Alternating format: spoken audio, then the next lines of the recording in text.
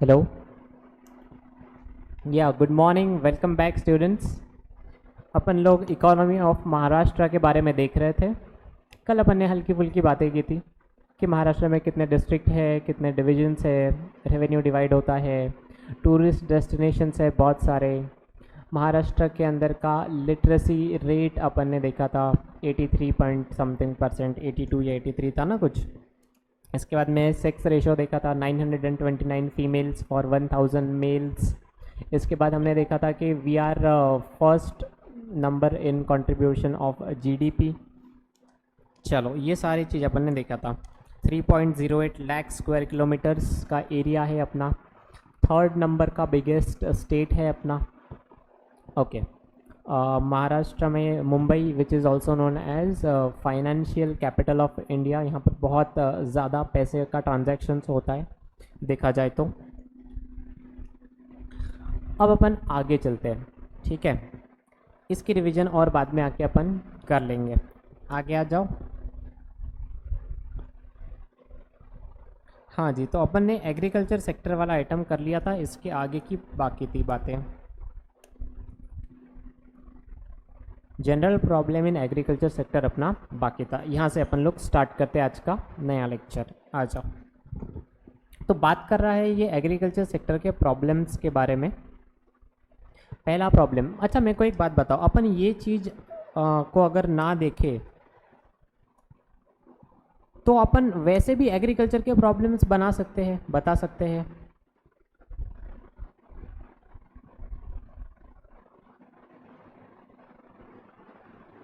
चलो कोशिश करते, जितने आएंगे उतने आएंगे, नहीं तो फिर तो किताब है ही है अपनी, ठीक है। मुझे ऐसा लगता है एग्रीकल्चर में पहला प्रॉब्लम हो जाता है लिटरेसी का, या फिर आप नॉलेज बोल सकते हो उसको। क्योंकि इंडिया में ऐसा नहीं है कि ज़मीन उपजाऊ नहीं है, ज़मीन उपजाऊ है। और ऐसा भी नहीं है कि कोई पर्सन एक नया स्ट्रैटेजी लेके आए तो उसको पैसा मिलेगा नहीं। अगर सही में अच्छी सटीक स्ट्रैटेजी होगी तो उसको पैसा भी मिल जाएगा। बट द थिंग इज़, इतने सारे लोगों को नॉलेज ही नहीं है। वही आप फॉरेन कंट्रीज़ में जाकर देखोगे तो वहाँ पे पता चलेगा कि क्या ज़बरदस्त नॉलेज के साथ में वो लोग फार्मिंग करते हैं। आपने वो मूवी देखी है इंटरस्टेलर? इंटरस्टेलर में वो जो पर्सन एस्ट्रोनॉट में जाता है, ही वॉज अ फार्मर, है ना। मतलब एज अ प्रोफेशन ही वॉज अ फार्मर। भले उसने पहले पढ़ाई वगैरह की होगी, but he does farming. So if you look at their instruments, their tractors, their harvesters, threshers, so ये सब चीज़ें बहुत ही खास होता है। आपने ये भी देखा होगा नेशनल जियोग्राफी पे, आई थिंक वो आता है ना, मॉडर्न मार्वल्स आता है, डिस्कवरी या नेशनल जियोग्राफी पे आता है। और एक वो भी आता है फूड फैक्ट्री या फैक्ट्री मेड, इन दोनों में से कुछ तो आता है। उसके अंदर वो बहुत बार बताते हैं कि फॉर एग्जांपल वो आलू जो होते हैं, ज़मीन के नीचे आलू होते हैं, उसको निकालने के लिए जो मशीनरी यूज़ होती है। इसके बाद मैंने कल ही देखा, कल के ही एपिसोड में मैंने देखा था डोमिनोज का पिज़्ज़ा। डोमिनोज का पिज़्ज़ा बनाने के लिए वो लोग जो उसका क्रस्ट बनाते हैं, नीचे का जो बेस जिसको बोलते हैं, सो वो बेस के लिए व्हाट दे डू, बेस नहीं सॉरी, आई थिंक चटनी, उसके ऊपर जो चटनी डालती है, उस चटनी के लिए they need some special kind of basil. Basil is tulsi, है ना, तुलसी का जो पत्ता होता है, they need some kind of special kind of tulsi. So उन लोगों के पास एक ऐसा ग्रीन हाउस टाइप बना हुआ होता है, वो हाउस में प्रॉपर टेम्परेचर मेंटेन वो लोग करते हैं। उसके अलावा ह्यूमिडिटी भी उतनी मेंटेन करते हैं। और सिमिलर काइंड ऑफ सीड्स, उसके अलावा वो लेडी बग जो होते हैं ऐसे इंसेक्ट्स को वहाँ पर छोड़ते हैं ताकि वो उनसे छोटे वाले इंसेक्ट को मार दे, ख़त्म कर दे, और लेडी बग से कोई प्रॉब्लम नहीं होता है उस तुलसी को। So you require you need to have a knowledge कि कौन सा फर्टिलाइज़र, कौन सा ह्यूमिडिटी, कैसा टेम्परेचर, कितना लाइट सप्लाई करना है। बट इतना नॉलेज हम लोगों के पास होता नहीं है, होता है तो हम यूज़ नहीं करते, तो it is a kind of problem. Second very main problem is it is dependent on monsoon, या इसको अपन बोलते हैं वाटर प्रॉब्लम। इसको डिस्क्राइब करने की कोई ज़रूरत ही नहीं है, आप लोगों को पता है। जब तक बारिश अच्छे से होती नहीं, सही समय पे नहीं होती, तब तक अच्छी फसल नहीं उग पाती। इसके अलावा और क्या प्रॉब्लम रहता है? इंडेटनेस, यानी कि लोन चुकाए नहीं जाते लोगों की, फाइनेंस प्रॉब्लम बोल सकते हो आप इसको। फोर्थ है हैबिट्स, बहुत सारे लोगों के अंदर जज्बा नहीं होता है कुछ नया, कुछ अच्छा और कुछ बहुत स्ट्रॉन्ग कर दिखाने का। सो वो लोग अपने समय को एक नया टारगेट बनाता नहीं है। मैंने कभी किसी फार्मर को ऐसा बोलते हुए नहीं देखा है कि इस बार अपने को इस तरह से फार्मिंग करनी है और इतना प्रोड्यूस अपने को आउटपुट में निकालना है, और अगर ये प्रोड्यूस नहीं निकला तो अपन इसका इंश्योरेंस करवा रहे हैं, अपन ने यहाँ से कंसल्टेशन लिया है, अपने इतने लोगों को डिप्लॉय किया है। इतना स्ट्रिक्ट प्लानिंग करते हुए नहीं देखा है। सो it is a kind of habits also.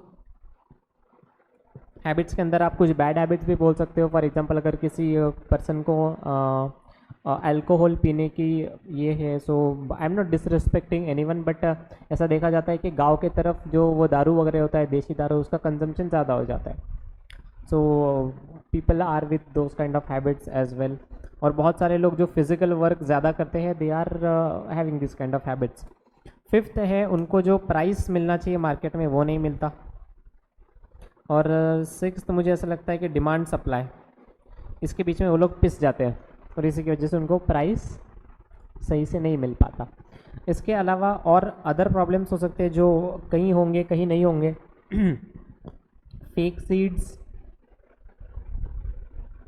नकली जो बीज होते हैं वो भी होते हैं मार्केट में, कई बार अवेलेबल होते हैं, मिलावट वाला माल वगैरह होता है। सो इसके बाद में होता है हार्मफुल फर्टिलाइज़र्स या फिर हार्मफुल केमिकल्स।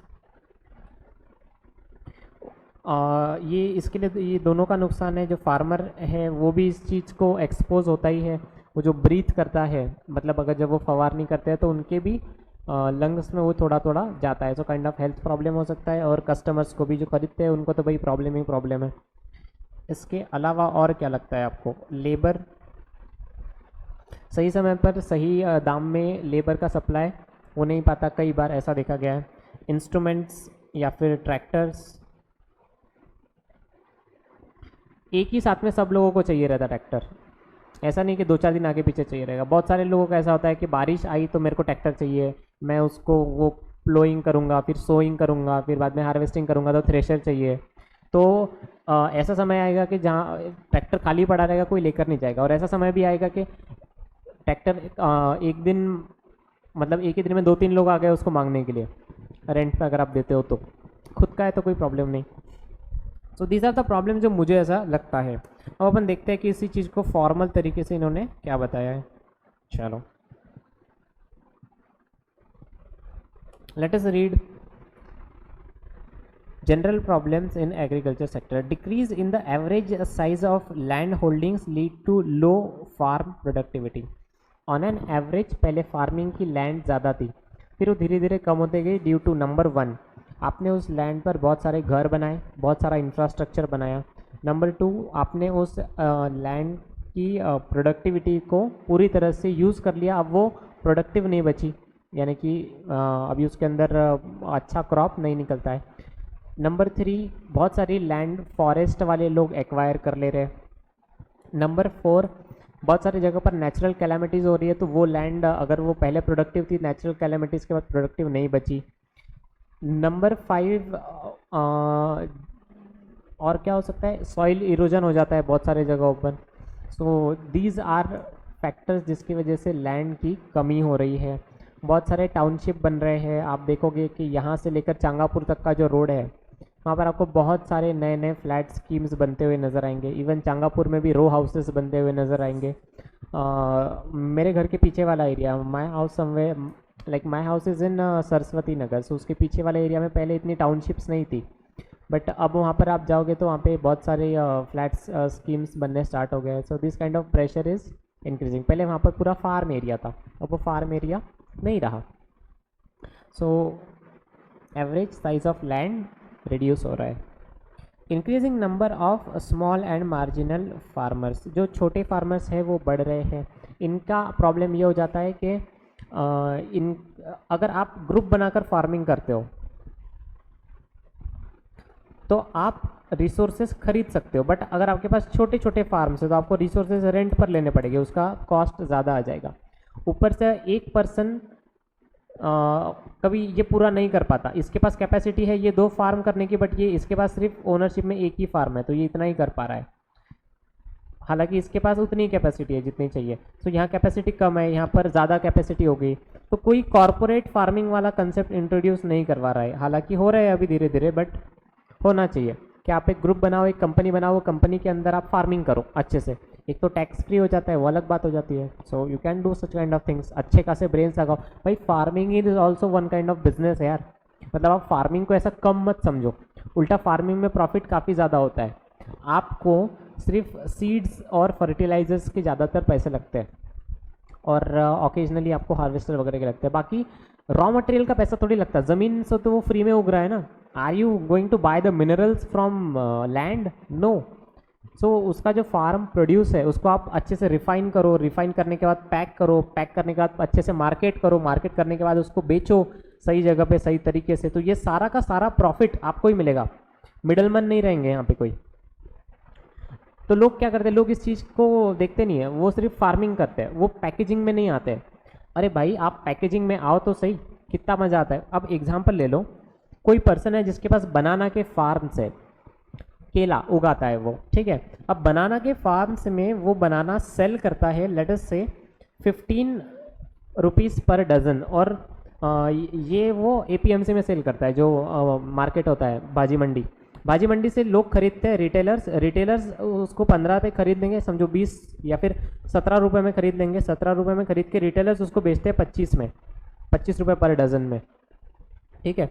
यही चीज़ अगर आप डीमार्ट या फिर अच्छे जो टाटा का स्टार बाज़ार वगैरह होता है वहाँ पर लेने जाओ, तो आपको ये 25 का 30 या फिर 25 का 28 होकर मिल जाएगा, लेटेस्ट से 30। अब यही चीज़ का आप इसका आप ये बनाते हो शेक या फिर जूस, तो जो ये होता है, क्या बोलते हैं अपन, तो बनाना की बात करें, बनाना शेक जो होता है, बनाना शेक आप बनाओगे तो आप इतने बनानाज का कितना बना पाओगे, लेटर से 2 का 1 बनता है, तो यू विल मेक 6 ग्लास, और हर एक ग्लास को आप 25 रुपीज़ में बेचोगे और लोग खरीदेंगे। 25 इज़ वेरी लेस, क्योंकि आप एपी फिज को देख ले लो यार, एपी फिज आपको लाइक 15 या 20 रुपीज़ में मिल जाएगा, नॉट मोर देन दैट। तो ये तो बनाना वाला है, इसमें तो ज़्यादा कैलोरीज वगैरह है। 25 25 25 25 25, अरे सीधा सीधा कर लो ना, 25 मल्टीप्लाइड बाय 6, 150 रुपीज़ हो गया ना।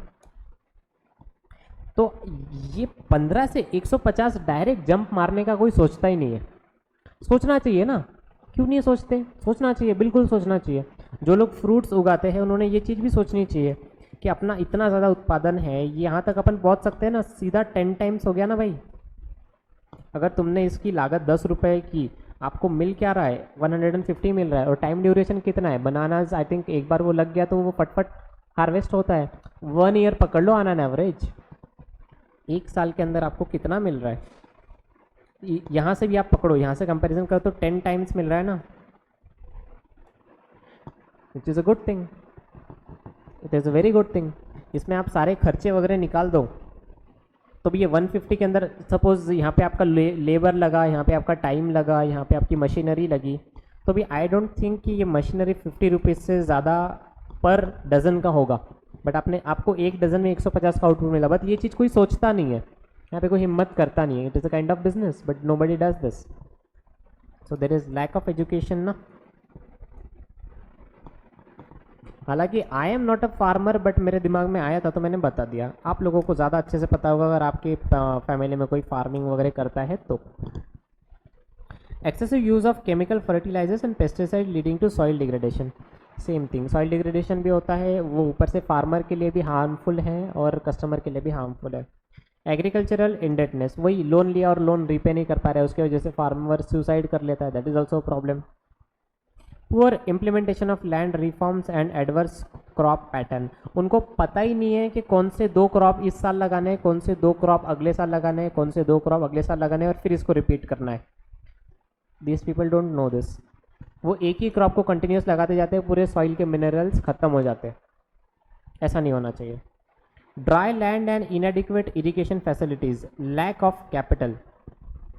इरिगेशन फैसिलिटीज़, कहीं पर कैनल्स है, कहीं पर कैनल्स नहीं है, किसी के पास कुआं है, किसी के पास कुआं नहीं है, वेल्स, किसी के पास ट्यूबवेल है, किसी के पास में नहीं है, किसी के ट्यूबवेल में खारा पानी आ रहा है। तो such kind of things happen, keep happening. Lack of capital, उसके पास स्ट्रॉन्ग कैपिटल नहीं होता है, ज़्यादा पैसे नहीं होते उसके पास, मतलब अगर उसको पैसे चाहिए तो ज़मीन बेच कर ही आते हैं, नहीं तो नहीं आते एकदम से बहुत सारे। Okay. Improper implementation of rural development plans, rural development plans होते हैं, उसका प्रॉपर इम्प्लीमेंटेशन हो नहीं पाता है। कई बार एग्रीकल्चरल वेयर हाउस बनाने का प्लान होता है, अटक जाता है बीच में। कोल्ड स्टोरेज फैसिलिटीज़ बनाने का प्लान होता है, नहीं हो पाता। एग्रीकल्चर वालों को सब्सिडीज़ लेने का प्लान होता है, एग्जीक्यूट नहीं हो पाता। बीच वाले लोग बहुत सारा कुछ ना कुछ खा लेते हैं, करप्शन हो जाता है, things keep happening. Lack of marketing facilities, ये सबसे खतरनाक पॉइंट है और बहुत इम्पॉर्टेंट भी है। वो लोग अपने आप को मार्केट नहीं कर पाते, उनको पता ही नहीं है कि ये चीज़ का रियल वैल्यू कितना है, इससे कितना वैल्यू डिराइव किया जा सकता है। जैसे अभी अपन ने बनाना वाला एग्जांपल लिया, ऐसा कोई दूसरा एग्जांपल ले लो ना। अरे स्वीट कॉर्न का एग्जांपल ले लो यार, वो डी मार्ट के बाहर वो जो अपना ई ऑर्बिट है ना, ई ऑर्बिट के बाहर में 30 रुपीज़ लेता है वो स्वीट कॉर्न के। वो स्वीट कॉर्न कितना देगा, वो छोटे से कप में देता है। एक्चुअली वो कप में मेरे को ऐसा लगता है कि एक कॉर्न के अंदर 3 कप बनाता हूँगा, 2 तो बनाता ही होगा, 3 पकड़ लो अच्छा वाला अगर यूज़ करता है तो, ज़्यादा वाला तो। सो और उसके अंदर वो यूज़ क्या कर रहा है, he is boiling it, he is using butter, he is using salt, using some kind of masala, nothing much, and these things are available in plenty, मतलब इतने महंगे नहीं होते ना ये सब चीज़ें। सो अब भुट्टे की बात करते हैं। भुट्टा मैंने खरीदा अभी अभी में, लाइक 1 या 2 दिन पहले, मैंने 50 रुपये में 5 खरीदे, विच इज़ 10 रुपीज़ का एक, रीजनेबल था। अभी वो अगर एक साथ में खरीदता है, उसका तो सेलिंग का काम है ना, अपन तो पर्सनल कंजम्पशन कर रहे हैं, तो उसको ये 50 रुपये के अंदर शायद 6 या 7 भुट्टे भी मिल जाए। ओके, हो सकता है। अभी 50 रुपये में उसने 7 भुट्टे खरीदे, उसने कितना स्पेंड किया, 50 मल्टीप्लाइड 7 5 35, 350 रुपये। अभी ये जो 7 भुट्टे उसने खरीदे, हर एक में 3-3 बनाएगा, मतलब वो 21 कॉर्न के पीसेस बनाएगा। 21 मल्टीप्लाइड बाय 30 रुपीज़ में वो बेचेगा, तो कितना हो जाएगा उसका, देखो तो 21 इंटू 30 कितना होता है, 630 रुपीज़। इसमें से मैं -350 कॉर्न का करूँ तो उसको 280 रुपये का क्या आ रहा है, प्रॉफिट। उसमें से आप 80 रुपये माइनस कर दो इन सब चीज़ों के। नमक का पूड़ा ज़्यादा महंगा नहीं आता है, और एक नमक के पूड़े में वो सिर्फ 7 कॉर्न नहीं बनाएगा बेटा मेरे, बहुत ज़्यादा बना लेगा वो। बटर भी बहुत महंगा अभी नहीं आता है। 80 rupees is there, he is getting 200 rupees as profit. Okay, so nobody is having a close look at this thing, 200 rupees वाला प्रॉफिट। अभी वो इस चीज़ को पैक भी करा सकता है, पैक करा के भी बेच सकता है, बट वो करता नहीं है क्योंकि शायद उसको पूरा आता नहीं है, मे बी। तो ऐसा करना चाहिए, देखना चाहिए इन सब चीज़ों को। अच्छा, एक और चीज़ मेरे ध्यान में आई जस्ट इसी चीज़ पे, अब एग्जांपल आया तो और एक ले ही रहे, यू नो पोटैटोज से लेकर फ्रेंच फ्राइज तक,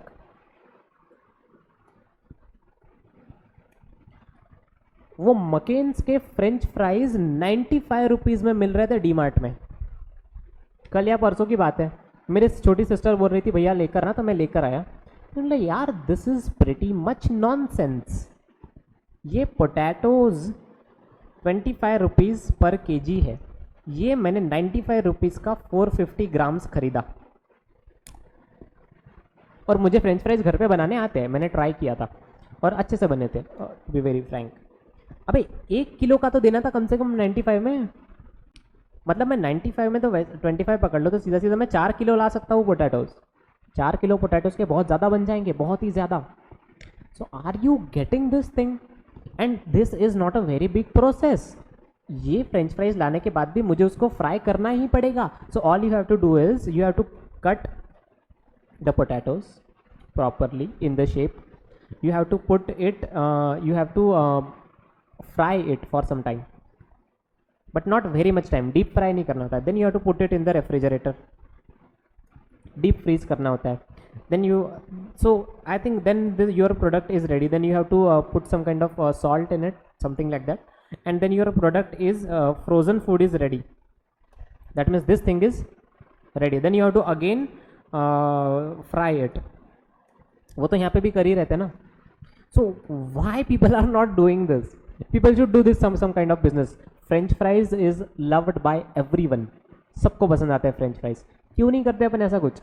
ये शायद अपने को पता ही नहीं है, या अपन ने इसके बारे में सोचा नहीं है, हिम्मत ही नहीं है, या पैसा ही नहीं है। थोड़ा थोड़ा अरेंज करना स्टार्ट करोगे ना तो कुछ ना कुछ हो जाएगा। ओके, आप इससे कम में इससे अच्छा प्रोडक्ट फ्रेश बेच सकते हो और बिकेगा। कोशिश करके देख लो। फ्रेंच फ्राइज वाला आइटम तो मेरे को बहुत दिल को छू गया एक्चुअली, क्योंकि 25 रुपये को, मतलब ये 95 रुपीज़ में मुश्किल से 10 रुपये का पोटैटोज होंगे, मुश्किल से। बाकी सारी चीज़ें इधर उधर की चीज़ें प्रोसेसेस है और ह्यूज अमाउंट ऑफ प्रॉफिट है। That is lack of marketing facility my dear. उसको पता ही नहीं चला कि इसको मार्केट कैसा करना है। वो आलू ही बेचता रहेगा सिर्फ। आलू के आलू चिप्स भी बनाता है तो इतना पैसा नहीं बनेगा जितना फ्रेंच फ्राइज बनाने से बन जाएगा। समझ रहे हो? आलू चिप्स में तो भी ज़्यादा मेहनत होती है, उसको ज़्यादा कट करना पड़ता है। फ्रेंच फ्राइज में अगर आप फ्रेंच फ्राइज कटर लेकर आ जाओ तो एक झटके में कट हो जाएगा। ठीक है। इम्पैक्ट ऑफ क्लाइमेट चेंज, ये अपन ने देखा था। Weather conditions, very important thing. अगर अपना वेदर बराबर नहीं रहा तो उसका सीधा असर किस चीज़ पर पड़ता है? फसल पर पड़ता है। अगर कई बार ऐसा भी होता है, बहुत दुख होता है ऐसा सुनकर, न्यूज़ आती है कि फसल उन्होंने पूरी हार्वेस्ट कर ली थी और बारिश का सीज़न नहीं था, एक्चुअल में बारिश का सीज़न नहीं था। तो कोई भी इंसान क्या कर रहा है, भाई बाय डिफ़ॉल्ट है बारिश का सीज़न नहीं है तो बाहर रखे रहने दो ना। मैं क्यों वेयर हाउस का रेंट बियर करूँ जब मेरे को पता है कि 2 दिन में मैं इसको मार्केट में बेचने लेके ही जाने वाला हूँ। तो 2 दिन का रिस्क मैं ले लेता ना यार। समझ रहे हो मेरी बात? तो मैंने ना वो पूरा प्रोड्यूस बाहर ही रहने दिया, क्योंकि मेरे को पता था मैं 2 दिन में ले जाने वाला हूँ। या फिर चलो और अच्छा एग्जांपल ले लो, और इमोशनल एग्जांपल ले लो। मैंने रात में ट्रैक्टर में माल भर के रखा पूरा, कल सुबह मार्केट ले जाना है सुबह 4 बजे। रात को मैं घर पे आके सो गया, रात भर बारिश हो गई, मेरे को पता ही नहीं, मतलब बहुत ही स्ट्रांग बारिश हुई। और मेरे पास कोई उसको झाँकने के लिए भी कुछ था नहीं, ताड़पत्री वगैरह होती है बट नहीं था लेटेस्ट से। पूरा का पूरा माल ख़राब हो गया। मतलब आपने 3-4 महीने पूरा मेहनत करके वो फसल को उगाया और एक बारिश ने उस फसल को बर्बाद कर दिया। सच kind of things happen. So this is uncertainty of monsoon. एकदम मतलब बैड लक के पप्पा हो गए हो तो एकदम बैड लक के दादाजी आ गए एकदम। This kind of things happen. So it is advisable that you take crop insurance. लोग इसके पैसे देने को कतराते हैं but you should take crop insurance, ले लेना चाहिए भाई। Now what will happen if farmers sell their farm produce without middlemen? Farmer को प्रॉफिट ज़्यादा मिलेगा और क्या है, इतना थोड़ी सोचना होता है उसमें। मिडलमैन का प्रॉफिट एलिमिनेट हो गया तो सारा प्रॉफिट फार्मर के पास में ही आ रहा है ना बॉस। सही है गलत? सही है। आपको पता है, आपने कभी देखा होगा इधर मार्केट में शेतकरी थे ग्राहक ऐसी वाली एक गाड़ी आती है, वो गाड़ी के अंदर सब होता है। तो आई होप वो जेन्यून है, मेरे को पता नहीं वो सच में जेन्यून है या नहीं। नहीं तो क्या है, कल को मैं अपनी भी गाड़ी एक लेकर आऊँगा, उधर से माल खरीदने का, शेतकरी टू ग्राहक वाले गाड़ी में भरने का और जगह जगह जाके बेचने का। तो मतलब लोगों को उल्लू बनाने का भी काम हो सकता है, बट चलो अज्यूम करते हैं फॉर द टाइम बिंग कि वो सच्चा है, जेन्यून है। ठीक है। So such kind of thing happen. तो सारा का सारा प्रॉफिट फार्मर के पास में आ जाएगा, डायरेक्ट कस्टमर तक पहुँच गया है वो। ओके, चलो आगे। Now measures undertaken by government for agricultural development, economic survey of Maharashtra 2017-18। इसके बारे में कुछ वो चीज़ बताना चाहता है कि हमने सर्वे करने के बाद में क्या मेजर्स लिए हैं। आप भी सुनो, हमने बहुत सारे मेजर्स लिए हैं। 7 टाइप्स है, 7 पॉइंट्स है इस चीज़ के। ओके, चलते आगे पढ़ते हैं। Number 1, distribution of quality seeds eight reasonable rates. ये बहुत ज़रूरी था, क्वालिटी सीड्स होना बहुत ज़रूरी है। सीड्स के ऊपर रिसर्च होना भी बहुत ज़रूरी है, तभी आपको पता चलेगा कि किस वेदर कंडीशन में किस टाइप की सीड को यूज़ करना है। कई सारे सीड्स ऐसे होते हैं जिसके अंदर इनहेरेंट एबिलिटी होती है ये जो कीड़े वगैरह आते हैं इनको रेजिस्ट करने के। तो वो सीड से निकला हुआ प्लांट जो रहेगा वो इन सब कीड़ों को रेजिस्ट करेगा, उससे उसको कोई फ़र्क नहीं पड़ेगा। कीड़ा आके बैठा भी तो भी वो उसको खा नहीं पाएगा, ख़राब नहीं कर पाएगा। सो कई सारे सीड्स ऐसे होते हैं जिनका जो हाई टेम्परेचर्स में भी सर्वाइव कर जाते हैं। कई सारे सीड्स ऐसे होते हैं जो कम पानी कम न्यूट्रिशन में भी अच्छी फसल दे जाते हैं। So such kind of research should keep happening and ये ऐसे वाले सीड्स का मैन्युफैक्चरिंग होना चाहिए और रीजनेबल रेट्स पर ये सबको अवेलेबल होने चाहिए। डिस्ट्रीब्यूशन प्रॉपरली होना चाहिए। इन शॉर्ट फेक सीड्स नहीं होने चाहिए।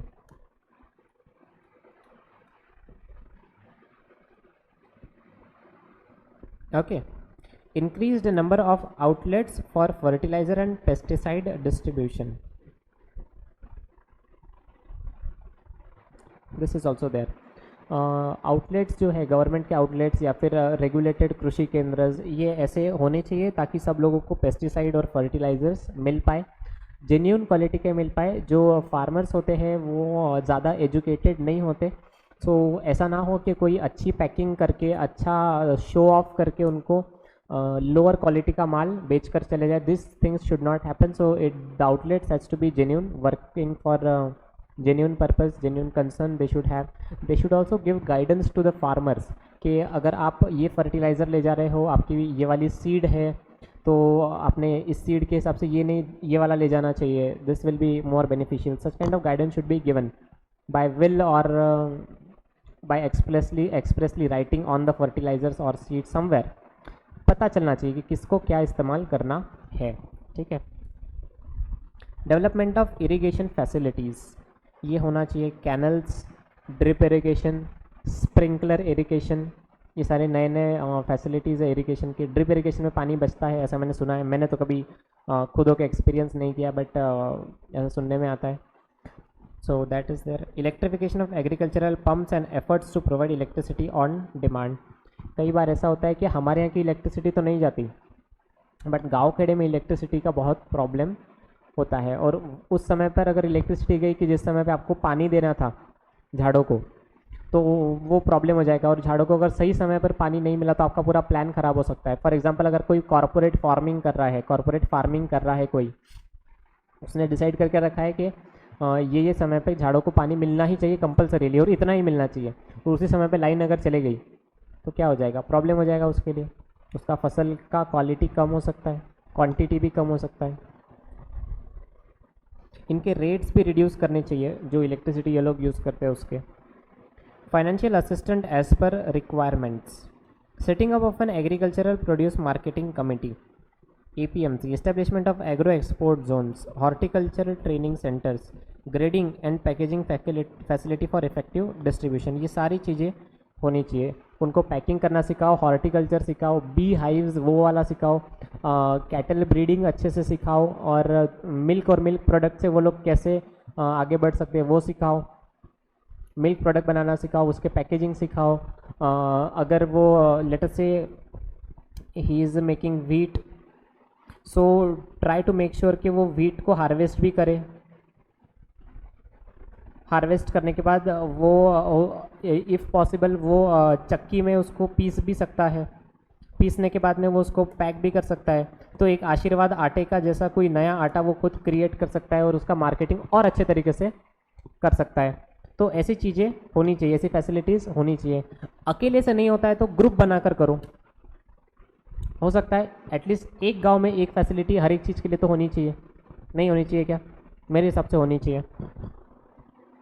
Creating awareness about agricultural information through the use of mass media for making agricultural a profit making business। Awareness होनी चाहिए, आप अवेयर रहो सभी चीज़ों के बारे में। जो नए नए सीड्स आ रहे हैं उसके बारे में अवेयर रहो, नई नई टेक्नोलॉजीज आ रही है उसके बारे में अवेयर रहो, वेदर कंडीशंस के बारे में अवेयर रहो, प्राइसेस के बारे में अवेयर रहो। नहीं तो पता चला कि आपने अमरावती के मार्केट की प्राइसेस तो निकाल ली और वो थी लेटेस्ट से 1000 रुपीज़ फॉर 1 क्विंटल। आप अकोला में जाकर बेचते थे तो शायद वहाँ पर आपको मिलता था 1400 रुपीज़ पर quintal.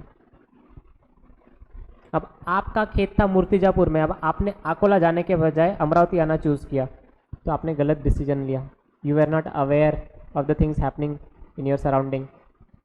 Okay, so that awareness has to be there regarding everything. कोई नया सीड आया, कोई नया फर्टिलाइज़र आया, कोई नया पेस्टिसाइड आया, कोई नया केमिकल आया, कोई नया इंस्ट्रूमेंट आया, कोई नया लॉ आया, कोई नई सब्सिडी आई, कोई नए प्रकार का लोन आया, कोई नए प्राइसेस आए, कोई नया मार्केट आया, नए मार्केट को चलाने के लिए कोई मोबाइल का एप्लीकेशन आया। All those things you should be aware of. कोई हेल्पलाइन नंबर है क्या? सॉइल टेस्टिंग की फैसिलिटी गवर्नमेंट दे रही है क्या? सीड टेस्टिंग की फैसिलिटी गवर्नमेंट दे रही है क्या? क्योंकि गवर्नमेंट ऐसी फैसिलिटी देती है। There are facility for soil testing, people are not using, that is their lookout. वो टेस्ट करके बताएंगे कि आपके खेत की मिट्टी में क्या अच्छे से उगाया जा सकता है और उसको कैसे इम्प्रूव किया जा सकता है मिट्टी को। बट लोग फैसिलिटी ले तब है ना।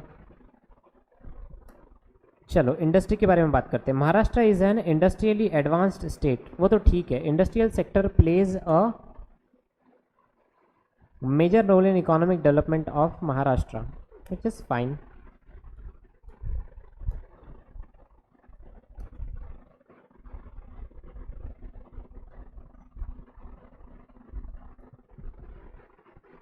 It has potential to absorb excess labour from the farming sector. Farming sector में बहुत सारे लोग अनएम्प्लॉयड पाए जाते हैं। नहीं एग्जैक्टली अनएम्प्लॉयड रहेगा तो एटलीस्ट वो कुछ समय के लिए तो भी अनएम्प्लॉयड रह ही जाता है। उसको हर समय फार्मिंग नहीं करनी पड़ती, उसको 2 या 3 समय पर ज़्यादा काम होता है। फॉर एग्जांपल जब उसको वो प्लांट लगाना होता है, उसको क्या बोलते हैं अपन, प्लोइंग है ना, प्लोइंग या सोइंग, सोइंग बोलते हैं sorry, when you so the seed, तब उसको ज़्यादा काम होता है क्योंकि वो उसको मिट्टी को उसको अलग करना होता है। उसके बाद में वो सीड्स डालेगा, उसके बाद में उसको कवर करेगा, उसके बाद में उसको प्रॉपर पानी देगा और कुछ दिनों तक वेट करेगा और प्रॉपर फर्टिलाइजर्स, ऑर्गेनिक मैन्योर वगैरह जो भी यूज़ करेगा। बट उसके बाद में एक बार उसका झाड़ उगना चालू हो गया तो उसके बाद में उसके काम कम हो जाते हैं, रिड्यूस हो जाते हैं। मतलब वो मॉर्निंग 2-3 आवर्स अगर अपने फार्म में गया और अपना सारा काम कर लिया तो हो जाएगा उसका काम, मतलब वो दिन भर खाली रहता है।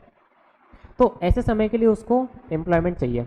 सो you have to absorb the excess labour from farming and shift them towards industries. It leads to diversification of market, generates higher income and higher productivity. As per annual survey industry, that is ASI 2016-17, the industrial sector of Maharashtra is at top position. Maharashtra के industries top position पे, अपन बहुत अच्छे industrially developed state है। The share of industry in the net value added, that is NVA, is about 18%, which is huge. मतलब 100% में से पूरे India को अगर आप 100% बोलते हो तो 18% तो अपना महाराष्ट्र कंट्रीब्यूट कर रहा है, which is good, it's a thing of proud. Maharashtra has also been the first choice of domestic and foreign investors. मैंने आपको बताया था मैग्नेटिक महाराष्ट्र नाम से कैंपेन इन लोगों ने चलाया था, स्कीम्स रखी थी कई सारी, और महाराष्ट्र में कई सारे सब्सिडीज़ भी अवेलेबल है। अपन ने देखा था ABCD, मैंने आपको शायद आपको नहीं बताया, मैंने सब्सिडी 12th वालों को बताया, और तो मैं आपको ओवरऑली बता देता हूँ, ठीक है।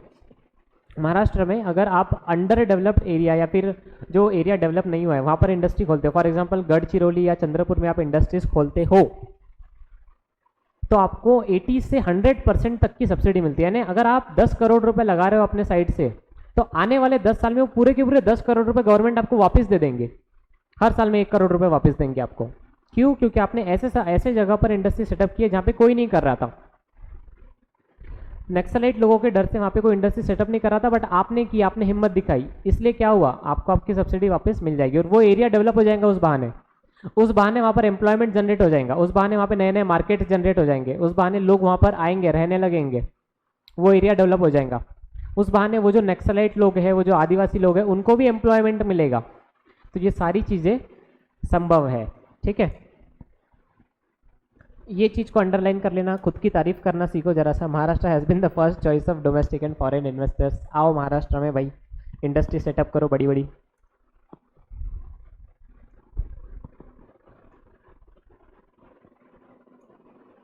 Name any 5 enterprises from each category producing the following goods in Maharashtra.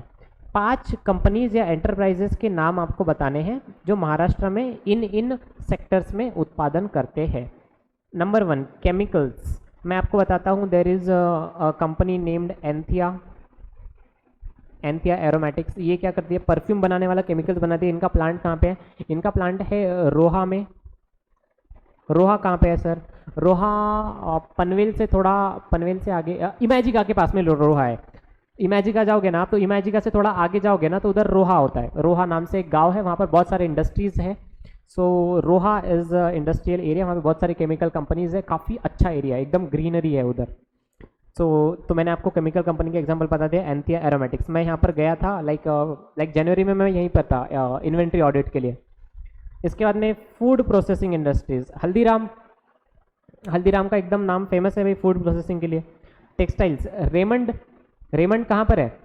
अपने नांदगांव पेट एमआईडीसी में रेमंड है। रेमंड के अलावा मैंने रेमंड विजिट किया है। रेमंड हम लोग का इंडस्ट्रियल विजिट था, वहाँ पर विजिट किया था। रेमंड के साथ में एक और विजिट किया था, उसका नाम क्या था रे भाई? Golden fibre. Golden fibre is also company. Golden fibre वो बनाती है, क्या बोलते हैं उसको? लिनन। लिनन का यान बनाती है golden fibre. It is a joint venture of Siyaram and some other industry. So that is textile का एग्जाम्पल। इसके अलावा और एक है इंडोफैब। इंडोफैब नाम से इंडस्ट्री, तीनों इंडस्ट्री मैंने विजिट करी हुई है लकीली। मतलब आईसीआई की तरफ से इंडस्ट्रियल विजिट होता था, तो I was there in all two industrial visit. इसके अलावा और एक की थी मैंने, वो टायर मैन्युफैक्चरिंग की थी। टायर मैन्युफैक्चर करते हैं, ऑटो के जो टायर्स होते हैं ना वो। I think it is something, चलो नाम याद नहीं आ रहा है, गलत नाम लेना मैं नहीं चाहूँगा, किसी इंडस्ट्री का गलत नाम लिया जाए। ऑटोमोबाइल, ऑटोमोबाइल के लिए मेरे को याद आ रहा है, आई थिंक मर्सिडीज बेंज का प्लांट है महाराष्ट्र में कहीं तो, क्योंकि ये एडवर्टीज में मैंने डीआईसी की वेबसाइट, डीआईसी की website is director of industries, उसकी वेबसाइट होती है, वहाँ से आप सब्सिडीज़ के लिए अप्लाई कर सकते हो। मैंने किया है बहुत सारा। तो वहाँ पर मैंने देखा था कि मर्सिडीज़ का प्लांट दिख रहा था वहाँ पे, आई थिंक पुणे या फिर कहीं तो वो एरिया में मर्सिडीज़ का प्लांट है। तो that is automobile. IT sector, IT का क्या बताएंगे यार? आईटी सेक्टर तो बहुत है वैसे महाराष्ट्र में। लाइक मुंबई में आप जाओ तो आईटी सेक्टर भर भर के आपको टीसीएस, टाटा कंसल्टेंसी सर्विसेज मिलेगा, एक्सेंचर मिल जाएगा, और कैपजेमिनी मिल जाएगा। एक्सेंचर, कैपजेमिनी, टीसीएस, इन्फोसिस का मुझे नहीं पता यहाँ है या नहीं, बट होगा, ऐसा कुछ नहीं। IT, dream eleven is also kind of IT sector only ना। मैं तो ड्रीम इलेवन में था ऑडिट करने के लिए, that is a kind of IT sector. And pharmaceuticals. अच्छा ये बताया मत करो आप किसी को मैं कहाँ कहाँ ऑडिट करने के लिए था, ये तो आपके और बीच, मेरे बीच की बात है, ठीक है? ऐसा किसी को बताने का नहीं। ओके चलो, ड्रीम इलेवन खेले हो तुम लोग कभी? मत खेलना, it is a kind of gambling. हम लोग खेलते थे क्योंकि हम लोग वहाँ पे ऑडिट करते थे, हम लोग को खेलना ज़रूरी था, क्योंकि हम लोग को जानना होता था कि इंटरनल वर्किंग कैसा चल रहा है। So that was a kind of study which we used to do. और हम लोग पैसे से नहीं खेलते थे भाई मेरे, हम लोग नकली पैसे से खेलते थे, समझ रहे हो? तो हम लोग असली पैसे से कभी नहीं खेलते थे। चलो, so that is about the industries. Foreign direct investment start करें या एंड करें इसको यहीं पर? See we have more like 8 minutes remaining.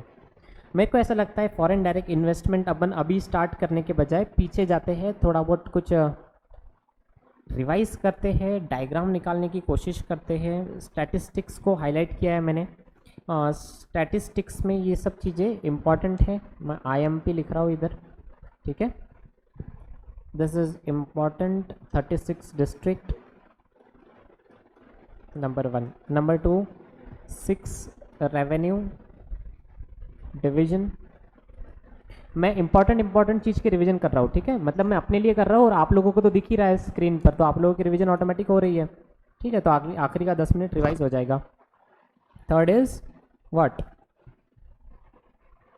Population कितना है अपना? 11.24 CR पॉपुलेशन। इसके बाद में और क्या है? एरिया कितना है अपना? 3.08 lakh square metre. 3.08 lakh SQKM, kilometre है भाई मेरे, मीटर नहीं। हाँ, SQKM एरिया। पांचवा क्या है? अर्बनाइजेशन का कितना है? 45.20% अर्बनाइज्ड।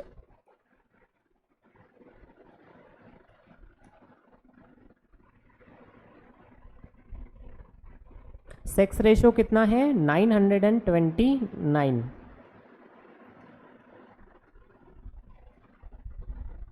आप लोगों को बुरा लगता है इन लोगों के लिए? इन लोगों के लिए नहीं, वो लड़कों के लिए जिनको बीवी नहीं मिलने वाली है, मुझे लगता है। बट ठीक है, अच्छा है, बच गए वो लोग। लिटरेसी रेट कितना है? 82.3% लिटरेसी।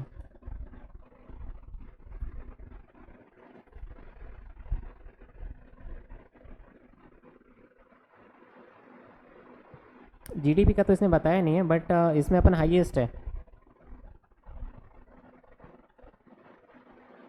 GSDP highest. हाईएस्ट को अपन रेड कलर से लिख देते हैं, ठीक है। वैसे ही अर्बनाइजेशन भी अपन हाईएस्ट है, एच इज हाईएस्ट। और किस चीज़ में हाईएस्ट है अपन?